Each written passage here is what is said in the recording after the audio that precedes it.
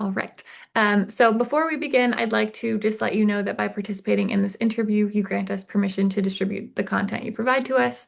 While you have the option to remove your co-author profile and associated article content from WikiHow, we can't guarantee that a record of this interview or a derivative of it won't persist in some form. Could you please confirm this is understood and acceptable by saying I understand and agree before we continue? I understand and agree. Perfect.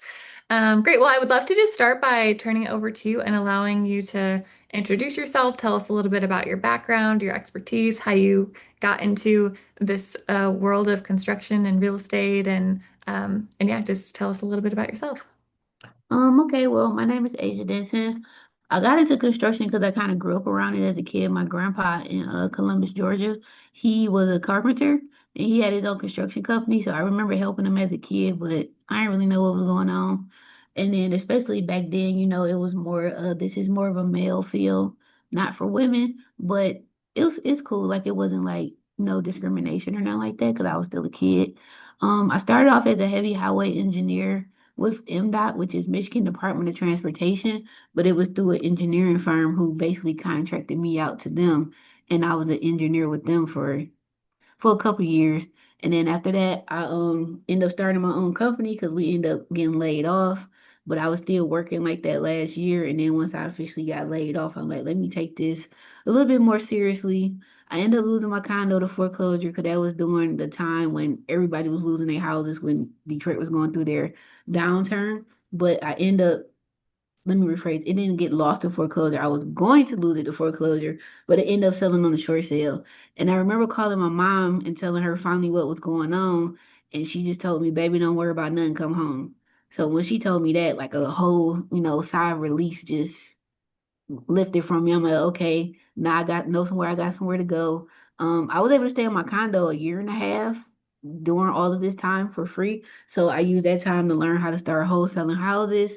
I went and got my builder's license because I had like 3, 4 grand left in my name. So I used that to go get my license, and the rest is kind of history. I documented my journey on social media because I was so pissed off how they were showing Detroit doing this downturn. Like, yeah, okay, it's kind of bad right now. I'm not gonna lie and say it's not, but we do still have some good things about Detroit. There's still good people in the city of Detroit. I believe I'm a good person. I come from a family of good people. So, and I have friends and family and stuff like that that are great, that's doing good things in the city. So I just started highlighting that. I'm like, I'm not going to talk about the bad things of Detroit because there's enough people doing that. So Mhm. I'm going to do the opposite and start showing the good. And that's really how my social media presence grew. I just started showing the good things that I noticed about Detroit that I like the good neighborhoods. We got a beautiful riverfront. Some of the history about Detroit is the world wouldn't have a lot of things besides cars if it was not for the city of Detroit. So that's really kind of how it started. Gotcha. Amazing. I love that. If there's one thing that social media and the internet needs, it's definitely more positivity. So Yes, like that's it's amazing that enough. you're putting that out It's in the world. definitely enough. I'm like, I don't want no negativity in my life. Yes, absolutely. Awesome. Well, beautiful. Yeah, that was a great introduction. I'm wondering if you could dive a little bit into what your company does, how you help clients, the different types of projects that you take on, and just start by sharing a little bit of that. Okay, well, I'm a licensed general contractor in Detroit or the state of Michigan, but my area focus is Detroit or Metro Detroit. So that's like southeastern Michigan. So that's Wayne, Oakland, Macomb County. But most of my work is in the city of Detroit. I'm switching over to energy efficiency work and renewable energy because I like to, I'm a nerd, so I really do read a lot and I see what's coming. So eventually, all of the houses in Detroit will either be demolished or rebuilt, or well, not rebuilt or renovated. So they have to start doing new construction because we have so much mass of land that's available right now due to all of the houses being, demolished. So due to that, I was like, okay, let me get into this energy efficiency lane. I have a good friend, shout out to Brent with Air Doctor, who's already doing that. And he like, Asia, this energy efficiency stuff changed my life. You should really look into it. And so he got me into this class. I got all these certifications. And the last year I've been really converting. So I redid my website. It's completely revamped. That was not no cheap website, but it looks great. So now my SEO and stuff is more focused towards the energy efficiency work and renewable energy. I still do renovations for investors still. Like I don't think I'll ever stop doing that, but I'll probably be more selective with who I choose to work with because I don't like stress and I don't like negativity. And being that construction is my passion, I don't believe what I love to do should stress me out. So if it starts to stress me, whatever is causing me to stress must go. Hence why I don't work with homeowners no more because it's stressful. Okay. Okay. Interesting. You So are most of your projects commercial projects then? Well, no, they're still residential, but they're for investors. So people who are investing in Detroit real estate market, which is booming. So they have like Section 8 rentals or just regular rental properties, or they're doing fix and flips. Because that's how I started. Because I Mm, was one of the few contractors, if not the only contractor. We talking 2011, 2012 up to 2015, that first phase of the bankruptcy with Detroit. I was one of the only contractors who took credit cards, money order, certified funds, however you needed to pay me, I would take it. And then dealing with most of the investors then were either out of state or out the country. They needed a way to pay me that was faster than them just physically mailing me a check. And mm, then I didn't want to really take checks because it's a lot of scams going on, fraud. So I only took certified funds, credit cards. And so that is what really helped me grow too, because there were no contractors taking those forms of payments back then. Because most of them are men, and most men like, I just want cash. That's that. And I'm like, hey, however you got to give it to me, I'm gonna take it.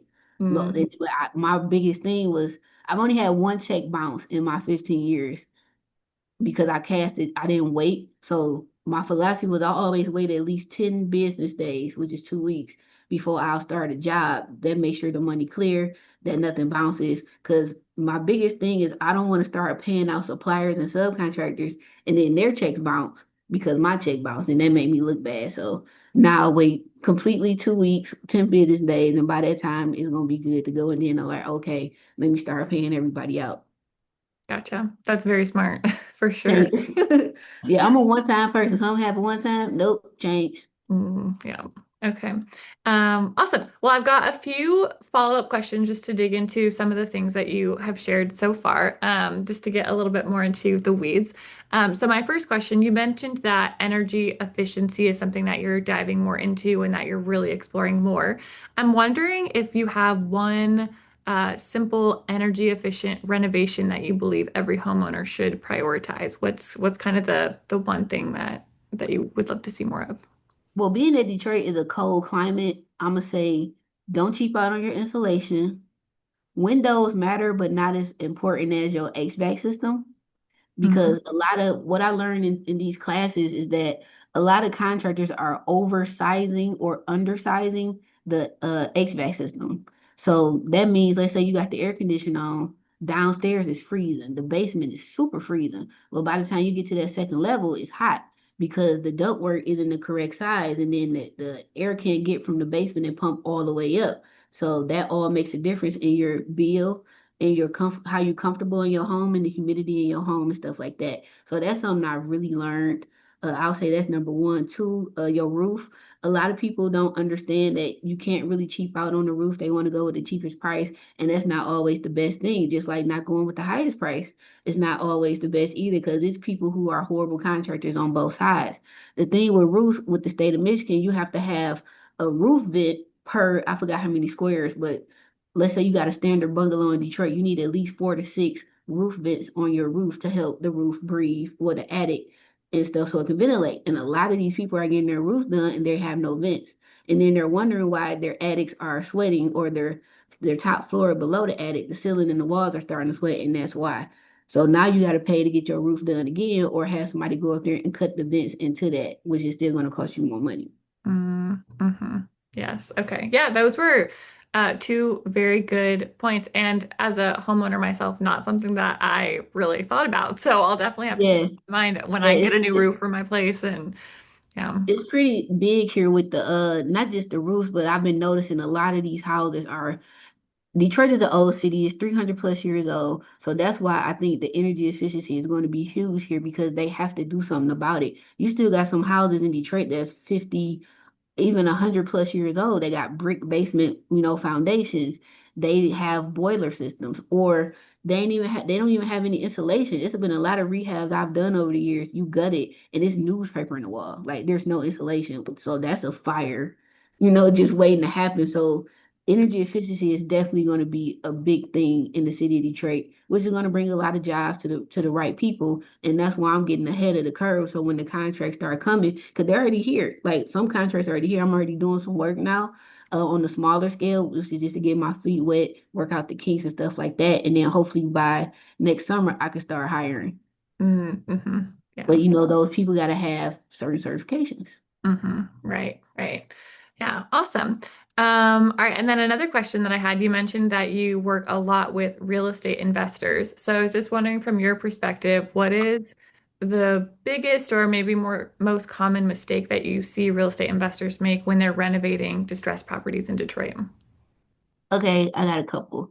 The first mistake they make is that they pay the contractor 100% of the money up front. I don't recommend that. You should do everything in draw payments. Some people want you to do so much work, then get a draw. You could do that. I don't do that. Or you could do like four, you can break it down into four payments of 25%.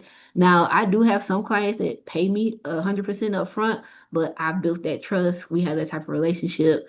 And even after I go off on them, I'm like, hey, you didn't have to send me all of this. But now it's like that just moves you to the front of the rehab line. So I Mm-hmm. look at it that way. Another mistake I'll say out-of-state investors make is that they don't either physically come to Detroit to see the house or they don't pay a person to go see the house before they purchase it. Because there's a lot of DE fraud in Detroit.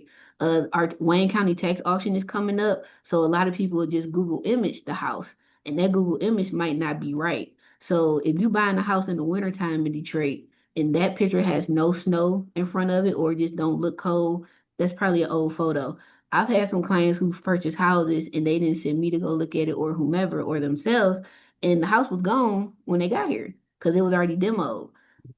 Another mistake I think investors make is that they don't talk to the right departments when they're calling the city. So a big thing is here is that the city of Detroit and the demo department in the Detroit land bank, they don't know, none of them don't talk to each other. So you might buy a house from the tax auction, but it's on the demo list, and then you come here and your house done got tore down. So now you got to go through all this hassle to get your money back or keep the lot, and then they give you a refund. It's just too much. So that's why you have to come here, physically see the house, or pay somebody just to go by there, hey, go snap a picture. I've done that. Or pay a title company to go do the dirt work that know what to do when they're dealing with Detroit houses. So they'll know to check the city list, the county list, the land bank list, and the demo list. So I'll say those probably like the top three mistakes that I normally see with investors. Wow. Yeah, for out-of-state investors, it's actually surprising to me that it sounds like there are a lot of people who don't bother to come in person to check on their investment before they actually purchase it. Yeah. That's I kind of mean, I wild have to I think have some about. clients I've never met to this day, and I've been in business 15 years, but thankfully I'm a trustworthy person. I've proven myself. Like I use technology heavy in my company, and I think that's the other thing that's really helped me grow because most contractors are just they're older. So I came in here, I was 27, 28 when I started my company. I'm 42 now, but I have an engineering degree, so I just took what I learned in school and what I did on the highway and brought it into my company. Mm, So I'll FaceTime you like this is what we're doing. Like I'll post it on social media so they can see the progress, the progression in the house. I use Dropbox. I use AI now to send stuff. So I have a whole system. Like I send you a welcome email. It's going to have a link to like all everything on that property so you can always know what's going on. wow. Yeah, I bet that does go a long way to build trust with your clients, just having a really structured system and being really communicative, and it Yeah, seems for like a great sure. way to go. It definitely helps. Yeah, awesome. And that brings me to one of my first kind of questions that directly relates to some of the WikiHow content that we have. Mhm. What would you say are your top tips for someone who is looking to start their own construction company? Any tips or advice that you would give them? How many tips you said? Sorry. How many tips you said you needed? Not a specific number, just any Oh, tips okay. that you I'm have. sorry. I thought you said a number. So number one, I'm gonna say is that it's okay to fail. It's okay to make mistakes. Nothing's gonna be perfect. You can try to minimize your mistakes and your failures, but it's okay. Deal with it, fix the problem, and just try not to make it a habit. That's number one. Two, I'm gonna say always be honest, regardless if you being honest, causes you to lose work. Because those first 5, 6 years was really, really hard for me because I was honest. It was certain jobs I would not take because the investor being that they're out of state, they pretty much are slumlords. And me and my team, we don't do slum work. My biggest philosophy was that I, most of the people that you're renting to in the city of Detroit look like me. They went to the same DPS schools or similar Detroit public school that I went to, or some of my family members. They probably work at the plant, one of the big three hospitals, you name it, somewhere where I probably have a family member that works there. So you're renting to people that look exactly like me. So you're not going to come here and try to have me do this half-ass work when I know it's wrong. I know it's not up to code just so you can make whatever money you make because you're greedy. So it's okay to say no. Like that's my biggest thing. It's okay to say no. It's done been some serious broke times where I needed the money.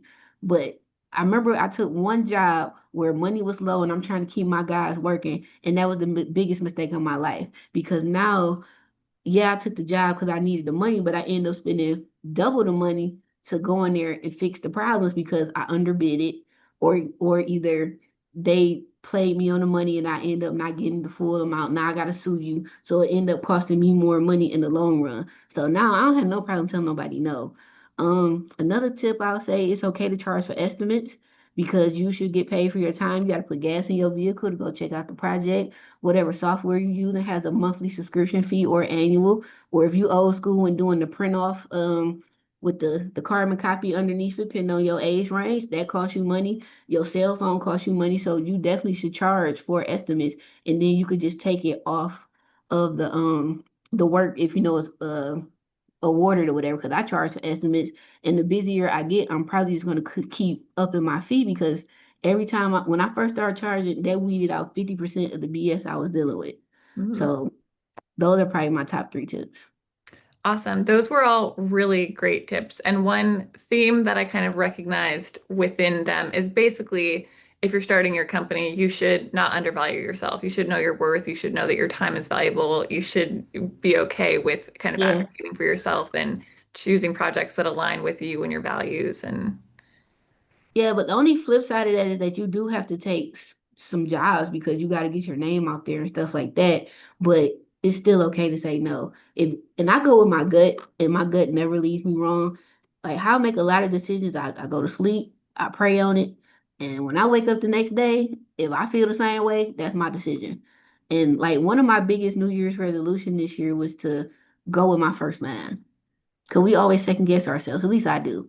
And so now I'm like, whatever my first mind is, that's my decision. Cause when I don't go with my first mind, it don't work out most of the time. So I'm like, you know what? I'm going with my first, no matter what, it could be something small.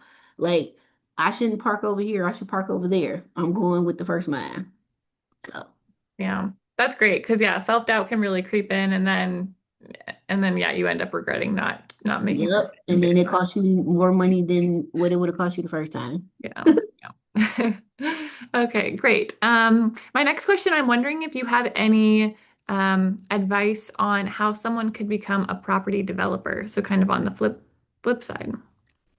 So I'm just now getting into development, like real estate development, because that's what's next for me. Because I've rehabbed probably 150 plus houses, and it's to the point now where I can walk in the house and I know exactly what it's going to cost me now, but I still need to see it. So the next phase for me is ground up construction because, as I stated earlier, Detroit is almost done with the first phase, which is getting rid of the dilapidated houses, tearing those down, and clearing the land. So they have to build. So now I'm getting more into new construction, the energy efficiency side of that, because that all goes together along with like prefab, modular construction, and container homes. So as far as on the development side, definitely YouTube University is great. It's a great start for you, but eventually you probably will have to pay for like a course or a mentor or take some college classes on because this some I know U of M has like a real estate development program now. I don't know what other schools do, but I'm sure some other colleges do. So it's okay to go, get some help, get educated because YouTube can take you to a certain level, but to really go where you want to go, you're going to need help, and it's okay to ask for help. Awesome. Yep. Great tips there. And really helpful kind of outline of different resources that folks can go to get specific information. Hmm. Great. My next question is, what are the key steps for renovating a house? Do you have kind of a process that you go through when you're renovating a house, or just kind of can you walk us through what that looks like? Well, I'll walk you through if it's like a full gut because it's different types. So if it's a full gut renovation, which I'm taking it down to the studs, the first step I'm going to do, of course, is depend on the time of year. So we'll go right now because it's going into the fall in the summer. So the first step I'm going to do is go pull my permit. I'm going to be at the house. Once I'm awarded, I'll go pull my permit. Any outside work, we're going to go and take care of that before it gets cold here. So the roof, gutters, downspouts, any windows that need to get put in, any tuck pointing, because we have a lot of brick houses. Any minimum foundation work, because I don't really touch foundations. But if it's minimal, like putting water stop cement into the block walls in the basement, so the water won't seep in, I'm gonna take care of all exterior stuff first. The next step I'm gonna do, or in probably going on with that same timeline, is I'm going to set up temporary power because the guys do, they have generators and stuff, but they kind of set you apart as a general contractor when you got the temporary power. They're like, oh, they sure I got some juice over here. This is great. I could just plug in and go on about my day. So after that, the first person or two people I'm going to have come into the house is going to be my rough carpenters so they can frame stuff because sometimes they have to move stuff for the newer HVAC systems of today's time to retrofit these houses. So they might have to move some studs around. And then after that, HVAC is going to come in because they have the biggest equipment. So they have ductwork. They have sometimes my HVAC guy, they'll do the hot water tank too. They got to put a furnace in or a boiler, but I probably haven't done a boiler in over 10 years. Because if I'm gutting the house, I'm going with forced air. It just makes sense because it's open, so you might as well. The downside of that is some of these houses in Detroit are so massive you might have to put one upstairs, like in the attic or on the second floor somewhere. So it's two units coming into one because one is just not enough to heat or cool the house in the summer or winter. After HVAC gets done, next I'll probably have my plumber and my electrician come in around the same time because electrical wires can be in, plumbing stuff can, but it can't because they stuff is kind of fixed. So once all my mechanicals get done, we're going to start having our inspections. HVAC going to have their rough inspection. They're going to have two or three because they got to do a pressure test. They have to do a test for the furnace, a rough one, and there's one more they got to do. I can't think. And then my rough frame is going to get inspected. So that's like the fourth inspection. Plumbers are going to have a rough inspection and a pressure test inspection as well if the hot water tank is there. If not, it'll be on the final. So that's like five, six inspections you're going to have before you can close the walls. And then on my rough inspection, they have to pass my framing and they have to pass my insulation. So once that's all done, they're like, okay, you're clear to close your walls.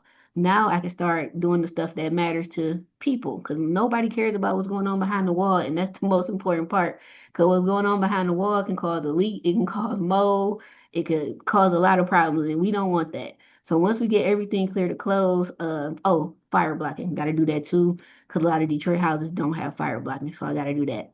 So once all of that passes, now they're gonna say, hey, Asia, you're clear to close. So now we can drywall, we can mud, we can after we mud and tape, we're gonna sand the walls down, get those all nice and smooth like a baby's bottom, and then we're gonna prime the walls, paint. I might paint because lately I've been testing stuff out. So I'll prime the walls and then I'll start doing all my finishes. So my trim work, the fixtures, vanity, kitchen cabinets, tile work, all that stuff. If I got hardwood floors, I'm gonna sand those down and refinish them. And then once they dry, we'll cover them and then come in and paint. 'Cause what I've noticed over the years is I've had to repaint the house two or three times after the hardwood floors got done because the hardwood floors guys are not as clean as everybody else. So Mm-hmm. that causes sawdust on the wall. If I'm staining the floors, now I got handprints of stains on the walls. So I'm like, okay. Or they pouring stuff down the drains they ain't supposed to. They don't do it no more because after I say my 2 cents, I'm like, y'all don't have to go outside and dump that stuff or go in the basement and dump it in the laundry tub because that's easier for me to snake and clean to than going through these nice cabinets. So then I'll do all of that and then I'll paint and now it's just touch ups and then I'm out of there. And then I have all my final inspections.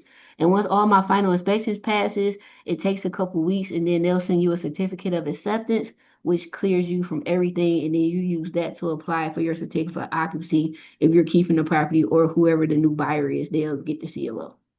Gotcha. Okay, awesome. That was such a great just kind of step by step of all of the different things. And it does make sense the order that you go through while everything's open, and then once everything's closed, just what makes the most sense. So thank you. That was Yeah. such a Cause you helpful don't want to do information. like me, like when I first started, like I didn't really, I knew, but I didn't know. So I just knew the order from when I would do a regular renovation. So when I did my full gut, I worked all the kinks out. Like I had to go back in the walls, fix pipes that was broke. Cause now we done and I gotta go, but I gotta do it cause I'm under warranty. So I was like, yeah, we won't do that again. Hmm. Yeah, learning No, experience. very learning. Yeah, yeah. Awesome. I do have one other question about, I think this is related to the energy efficiency side, maybe. Mhm.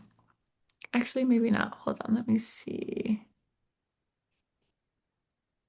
Sorry, I'm just pulling up our article really quickly. I had a question about obtaining an energy performance certificate, but now I'm seeing in our article this might only apply for the UK and not even be an American. I think the energy performance is for the end buyer. Mm, So I forgot what state they told us in class. They're starting to make it a requirement to where you're going to have to do energy audits on these houses before you sell them. Because what's been happening over the years, a lot of these bad builders just been throwing houses up and they're molding early, way early than they're supposed to because they're not sealed right or they're overly sealed and because houses are supposed to breathe. That's why a lot of people are buying these older houses because the older houses are what's tried and true, especially here in Detroit. Like I'll take a 50-plus-year-old brick Detroit house over any house across America any day. mm, Because mhm. they're tried and true. Only thing I can gut it, put it back together, I'm good to go, especially a brick one. So I think I know they're gonna probably start doing. I don't know if Michigan's gonna start, but I forgot what city. I think Ann Arbor started it, or they did like a test pilot to where they're making people come in and do energy audits before they sell the house because they've been noticing that now these new homeowners got to go sue these builders and I don't know like what's the timeline that you have to sue somebody when it comes to that because now they got mold in the house or insert whatever this is because their children got sick and now they got some type of allergic reaction because they didn't clean the ductwork. And that's a big thing too. I started cleaning the ductwork in my houses probably 4 years ago because it's not registering to me like if I gutted a house and I put everything back together that sawdust is going in those ductworks. The drywall dust is in the ductwork. And then when they first turn the furnace on, it's stuff, it's particles going everywhere. So now I just start going the extra mile and paying companies to come in and just clean all my ductwork so I don't have no problems because I don't want nobody to get sick later on from that. And then now Mhm. they're trying to sue me. So the last 3, 4 years, I've been just making it a part of my job and just doing it. And Yeah. then they even got fancy now. They'll put a nice air freshener smell in the ductwork so the whole house smells like Febreze. It's like so cool. Wow, that is cool. Also, Yeah, really good on you for recognizing a problem and getting ahead of it and just yeah, not a problem for any of your builds. yeah. Because I did it on my own house first. Because I'm like, this house has been got built in 2000, and the ducts never been clean. And once they got clean, my breathing was just so much better. And I'm like, if this is my own home, I can only imagine the properties that we've rehabbed and we just done left all types of crap in the ductwork. So now, like we just do it. Like even my rental owned properties, I make sure that I do all the ductwork. Like and it don't cost that much. It might cost. I don't think it might be $1,000 depending on the size of the house, but to me it's worth it. Like I go the extra mile. Like even in my rental properties, I have pest control come every 60, 90 days. Like I don't want you to have any unwanted visitors in your home that you did not ask to come over here. Yes, yeah. Well, as someone who hates spiders, and I live out in Seattle, we're in our spider season right now, and they're getting in. I don't know how, but as someone who really does not like pests coming into my house, I would definitely appreciate that service What that I've been dealing with lately is possums and groundhog. Oh my God, last summer, my one of my friends, he had the pest control company. We caught probably 3 groundhogs and 7 or 8 possums. I'm like, where's y'all coming from? Wow. Come on. But I noticed if the neighbors don't keep their grass cut, they I did a whole little rabbit hole search that I went down and I found out, they live off of poop. Like I had a dog, so I make sure I keep my dog poop up because that's every animal has a purpose. Like possum eats. all that crap. And I'm like, that is disgusting, but you have a job, so Mhm. thanks, I guess. And then like if you have overgrown trees or overgrown grass and stuff, that's the type of stuff they thrive in. Or if you got a deck, they were living under my deck just hanging out. And I'm like, this is not gonna work. This is not your home. Yeah, yeah, Yeah. wild. Ugh. All right. Well, we're right around 2:40. I do have a few more questions that I think we'll be able to get to. And some of these questions, if there's any question that I ask, we're getting kind of more specific. So if there's any questions that I ask where you're not sure or it just doesn't feel like the exact right fit for your expertise, feel free to just let me know and we can just skip it and move on to the next one. But Okay, these sure. are these are questions more specific about just different issues that you might find in your home or different types of things that you might want to change or, do during a renovation. Okay. So the first question is, how would you remove texture from walls? I gut them. Got it. Just re I just gut them because you can scrape it and stuff, but the labor that it takes to do that, I could have just took the walls out and put up new drywall. Gotcha. Okay. So Yeah. the material cost ends up being less than the labor cost of keeping it and trying to. Yeah, and then you gotta, I mean, you still gotta close everything off if it's just one room to keep it isolated and put all this gear on. If I'm gonna do all that, I'm just gonna take the walls out and put up new walls and get out of your face. Gotcha. That's just me. I like to work smarter, not harder. Yeah, no, that's totally fair. That's a great way to work. Yeah. Awesome. Okay, my next question is, how do you fix a leaky outdoor faucet? So what we've been doing lately is we've been just replacing them because the ones in Detroit are so old and they're stripped. So we've been replacing them with the newer one with the thicker plate. And then we'll go in and make sure we seal around the whole with I forgot what type of sealant they use, but if it's a brick house, we're gonna tuck point it first because that's how like mice and stuff get in your house too that way. So we make sure all that's closed. Gotcha. Perfect. But yeah, we just been replacing them. Yeah, that makes sense. Yeah. Um, okay, would you have any tips for someone who is looking to identify the type of grass that they have on their property? Grass? Hmm. I don't know because I don't really do landscaping. Only landscape I do is cutting the grass, watering it, and we'll plant some flowers down so it's good curb appeal. Gotcha. I Okay. don't know. That's a good question. Now I gotta Google it. Awesome. All right. Well, yeah, no worries. We can just skip that one. The next question is about getting your home rewired. Are there any programs or any way that you know of where someone could get their house rewired for free or for a discounted price? So in Detroit, with this energy efficiency thing, they just had a pilot program that I'm a contractor for. They actually ran out of money. So if you're low income, I don't know about other programs, but I know a lot of them are low income or income based, or if you're a senior citizen, they have a program called I think it's Renew Detroit, to where you can get up to like 25 grand worth of work. So you can Wow. get wiring that way. It's another program. It's with DTE, our utility company. I can't think of the name, but they come in and do the energy efficiency work, and that's who I've been doing work for lately. So if you have an old boiler or a furnace, they're replacing that. If you don't have air conditioning, they're adding central air, which is a luxury item in Detroit because central air is not a requirement. Because we only hot 3, 4 months out the year, and then we back cold. Well, gradually raised to cold, I should say. But they do all energy efficiency work, so that's your windows, insulation, some plumbing, roofing, gutters, downspouts, the what else? Yeah, the HVAC work, stuff like that. So I just think whatever city someone is, they should just Google free energy efficiency programs in my city, and I believe a lot of stuff will pop up. Cause I'm not telling you, this energy efficiency stuff is crazy. Like I've been really researching it. I got into it probably around 22, 23. And last year was the first year I was like, okay, let me take this energy stuff serious. Cause I'm starting to notice the articles that are coming out like in the Wall Street Journal about it. And I'm like, okay, I was right. I'm on to something and my friends, they ain't gonna lead me wrong. So Mhm. that's why I'm switching. Yes, yeah. Awesome. Perfect. And yeah, that's great advice. I do know like I said I live in Seattle and we do have rebates or tax credits or different sorts Yeah. of things for different energy efficiency upgrades that you can do in your home. So I imagine it's the same kind of city to city. Yeah, so it's a program here. I'm not going to speak on it yet because I just got approved. So I'm waiting on them to tell me how to put the info out because I know once I put it out, my phone is going to be ringing off the hook. So I'm setting up a system now to get in place. So like, hey, y'all, fill out this Google form so I can get your information and reach back out because it's a rebate program up to like 15, $20,000 worth of Wow. work, and it's not much, but it's enough to get you over the hump. Yeah. I mean, that's a good chunk of money if it's something that you like really need for Yeah. your home and yeah. So what I've been telling people in Detroit is if you do get any of these rebates or get any of the programs, get the major stuff. Get your roof done, windows, not even your windows. I'm gonna say roof and your HVAC system. Those are the two most important things. I would say windows are third because a lot of people might replace their whole windows because that's the first thing you think you're gonna replace when you got energy leaks in the house. Or I'm just getting new windows, but you still got the same problems.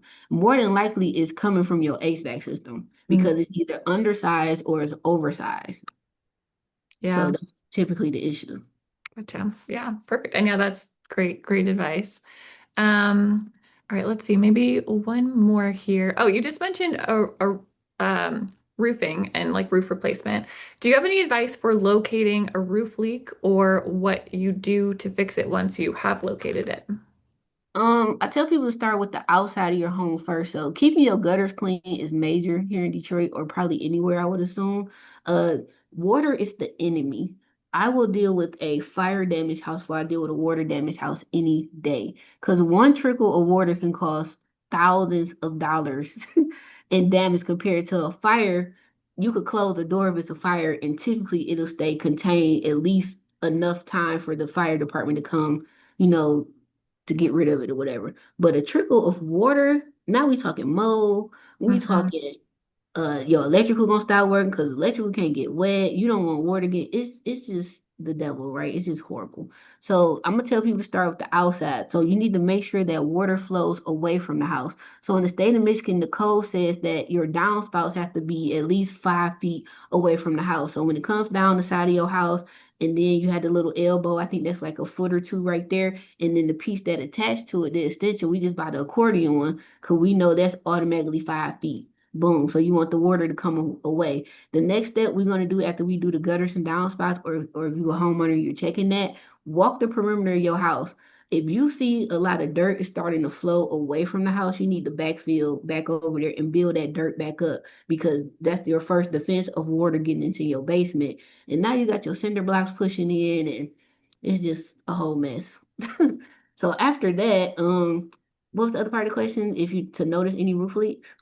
Yes. Yeah. How would you identify kind of where they're coming from? So that's one way to identify them if the downspouts aren't pointed correctly at the house, the water has to flow away. If you go like across the street from your house and you can use your camera to zoom in to see your roof if you don't, have like drone footage or something, but everybody got a phone. So you can zoom in to see your roof and see if you see any missing shingles. That's a good sign. If you have an attic or if the roof is right above your second floor, you'll start seeing little bubble spots in the ceiling first. But sometimes that's not your roof. Sometimes that's too much humidity in your house too, because you got some people, especially these seniors, they don't never open no windows. And that's not good. You have to open windows and let air in your house, especially in the wintertime. Mhm. Even though it's cold, you still need to, like, I don't know how old you are, but back in the day, your parents, grandparents, they used to do a spring and a winter cleaning. That's why. And they will open all the windows in the house, even if it's just for an hour a day, because you have to let your house breathe. Yeah, yeah, perfect. Yeah, that's wonderful advice. Definitely good to keep in mind. And especially since, like you said, water is the biggest issue that you can encounter as a homeowner, really. And there's so many different ways that it can mess Yeah. My with your mom used to always say being a homeowner is always something to do, and she did not lie. It's always something to do when you own Yes. a. Yeah. Yeah. Pros and cons to owning a home for sure. Yeah. Awesome. All right. Well, we're a few minutes over to 45, so I'll go ahead and stop that there and just kind of tell you a little bit about next steps and what to expect in the coming weeks after, the interview's been processed. Mhm. So in terms of next steps, expect a follow-up email containing the bio that we pulled together that I mentioned at the beginning for your co-author profile page. In that email, we'll also send a form over where you can submit a headshot for us to use on your profile. And then we'll ask for a few other details to help us really just build it out and highlight you really well. And then Okay. once your bio is built, we'll be able to process your interview. And then you'll hear from us again once your profile is fully built and your site features are all complete. And that's where you can see kind of all of the places on the site where your advice has been added and let us know if any adjustments are needed or if you have any feedback about any of the articles or anything like that. Okay, cool. I'm excited. Well, thanks again for reaching out to little old me. I'm like, Wiki, how y'all find me? This is so cool. Yes, yeah, of course. We really appreciate you being willing to partner with us and share your expertise with our readers, and yeah, really just excited to kind of get you set up on the site. I did want to mention that we do have a few more questions, kind of like the ones that I was going through, just more specific about different housing issues and things. I was Okay, wondering if you would be willing to maybe answer them. Like I can send over the few of the remaining I can do questions them via right now. email, or. Um, yeah, we might have time. I can see if we have time to get through. I just didn't want to like push it too far. How Keep many questions is it? let's see. One, two, three, four, five, six, eight questions. Yeah, we can try to knock them out. Okay. All right, perfect. Then let's keep going. So the next question is, how do you go about leveling an existing home? Mm. On the inside or outside, like the basement or just a kitchen floor not level or like the whole house? So this specifically looks like it's to fix sagging floors. So maybe like well, I don't know Oh, which I which got you. level. So to fix sagging floors, what we do is sometimes we have to jack the house up from the basement, and then Michigan code is I think you can only jack up a house like a quarter of an inch per 48 hours. So we always like we'll jack it up a quarter of an inch, see how the house settle, wait 2 days, and do it that way. Because if you do it too fast, house might fall, Hmm. all other type of stuff. We don't want that. So I haven't done one in years though. I remember one house we did, the kitchen floor was bad, and I found out they used to put shingles under there to kind of help level it out. I don't recommend that. But normally when we have to do it, we do the jack up part of the house and whatever room that is, we're typically going to rip that entire floor out. So if it's the kitchen, we're going to gut. We'll keep the walls up if we can, but we're definitely going to take out that entire floor down to the floor joist, fix the floor joist, then put a new subfloor down. Then we might have to do a self leveler and then put another floor on top of that. And we might have to raise the floor. So Hmm. I've had to do that in some of these older houses too. Not a lot, but I've done that though. Gotcha. Okay, that makes sense. Um, awesome. Next question is how do you latex a floor and why would you want to latex a floor? What do you mean by latex? Like epoxy? Um, Because I've never latexed the floor. Latex screed or mortar. It looks like it's a self-leveling compound that you can use on floors that are uneven. Oh yeah, that's what I was talking about in the first question. Okay, yeah. So, The self leveler. oh, it's the self-leveler. Okay, so that's Mhm. okay, I've perfect. never heard of it as latex. When I think of latex, I think of paint. Right, yes, yeah. It looks like it's called latex screed or mortar. So you would just put it down after you've identified where the floor needs to be and help it. Yeah, so we would put a subfloor down and then level it. And then that should be enough. Sometimes we might have to put another subfloor on top, but that's been very rare. Because normally once you put a self leveler down, it kind of it fixes itself. But the only thing is with these older houses, nothing's going to be perfect unless you tear down and rebuild. It's just going to Mm. be close. Because I've noticed like when we get these older houses that have plaster, now the room is bigger because plaster takes up so much more space. You got the metal mesh behind there plus the wood shingles and stuff or whatever it's called, the little wood. And now the room is probably maybe a half an inch bigger on each side. So that can cause some adjustments too. Yeah, that makes sense. Okay, perfect. The next question is how do you detect toilet leaks? Either it's cracks on the toilets, you'll see some type of condensation on the pipe in the basement. 'Cause you know, have basements. Or you can hear them. Like when you flush the toilet, you can hear it. Like if it's constantly running, that could be the early signs of a leak. Um, Mm, most times you just gonna see it. because you might see like a hairline crack. It starts like that and go from there. But typically, I've seen them with the either I've heard it or you will see it in the basement. Because every time you flush, the water is just coming. It's really disgusting, but it's coming down the stack. It's quite Mm, nasty. gotcha.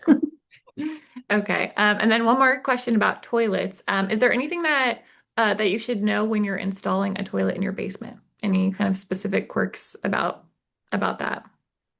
In a basement. Well, one, you got to make sure your underground plumbing is right.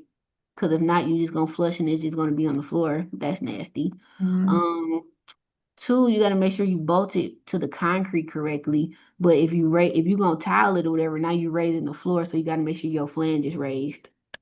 And that's all I can think of right now. okay. Okay. Perfect. Yeah. Still both really helpful tips. The next question is, how do you go about removing a cast iron tub from a bathroom? Bust it up. They gonna come in with some type of saw. They might cut it in half, and then they Mm. coming in with sledgehammers and they gonna beat the hell out of it. It's a great stress reliever. Okay. Okay. Yeah. Yeah, If you need to release some anger or some yeah. stress. But they gonna charge you though, cause them old tired. Now I have seen some people like if we gut the bathroom and we reframing the window, they had a dumpster on that side and just cut it in half and push it Hmm. out the window. Mm, yeah. And then Okay. wherever it breaks on outside, they'll go clean it. I've seen that happen. It's quite dramatic, but when I first seen it done, I was kind of mad, but then I was like, that actually makes sense. Yeah, but they're so big, they're so heavy, Yeah. yeah. So that if it's a room for that dumpster to be on that side and a window right there, they will cut it into smaller pieces and just toss it out the window. But now they have these chutes. I've seen. I think I'm gonna order some to try them. I forgot what they're called, but they're like chutes. They come in like 10 feet pieces. They're like $100 a piece. You can attach them and then you just throw the things down the chute and then it goes right into your dumpster. I thought that was kind of Mm. dope. That sounds very handy, very convenient. Yeah, I'm gonna try it out on my next. I gotta order some just so I can be like, oh dang, this kind of cool. Yeah. Okay. Cool. See, Awesome. work smarter, not harder. Yep. Yep. Definitely. All right. Cool. Okay. And then the next question is, how do you install a wall-mounted shower head, maybe in like a bathroom renovation? A wall mounted shower head. Install it in which way? Like on a full gut or just a replace? Um, doesn't look like our article is super specific, so just any general tips, maybe just how to install it so that it doesn't leak or so that it's not going to come off or not sure Mm, exactly. We can also skip that one and move to the last question. I'm trying to think on how to explain it. Hmm. Well, one, you're gonna take it out the box and make sure all the pieces are there, because that's half the battle. So if you got all your pieces, then you're gonna secure it. Sometimes I see my plumbers use a like a laser to make sure it's leveled correctly, because some people will just hang anything anywhere, and you're gonna want to attach it to a stud. So that's for sure. You're Mm, gonna need some putty, some plumber's putty, some wires, not wires, pliers or a wrench, a drill or a screwdriver. You're definitely gonna need the leveler and some measuring tape to make sure that it's centered correctly. Let me see. You're gonna remove the old one. That's important. And then trying to see. You're gonna secure it to the holder. You're gonna test it. You're gonna adjust it, and then I think that's it. And you might have to run a pressure test. yes, yeah, that sounds important.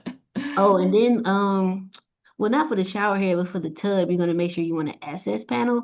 But I've seen like we've been doing the access panel behind where the tub is, and if where the shower knob is, so we can just get to that in the shower head if need be. So sometimes we'll have 2 to 3 access panels. Okay. Okay. That's super helpful. So that way, if it is any leaks or anything in the future, you don't have to go through the front and bust the tile up. You can go through the back. Yep. Okay. Yep, that makes sense. Hmm. Awesome. Okay, really quickly, this is the last question. How do you remove a knockout from an electrical box? A knockout from electrical box, such as You talking about like the transformer? Um, it looks like it's just in your like your homes box. One of the I'm not really sure even how to explain it. But that's totally fine. We can just skip that one and have Well, the I know you're gonna use like a screwdriver or like a large pair of pliers to get it out. I know they're gonna always turn the power off when they're dealing with any type of electrical. That's probably the most I could tell you off the top of my head. Yeah, no, that's totally fair.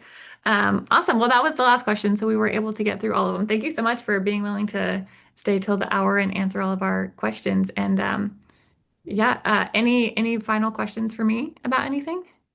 No, I'm just excited to see how you work your magic and make this all nice and pretty and professional. Yes, yeah, perfect. Great, awesome. Well, like I said, I'll have us send over the video and transcript to you, and we'll be in touch in the next week or so. All right, awesome. Thank you. Have a good day. Yeah, thank you so much. Have a great rest of your day as well. You too. Bye. Bye.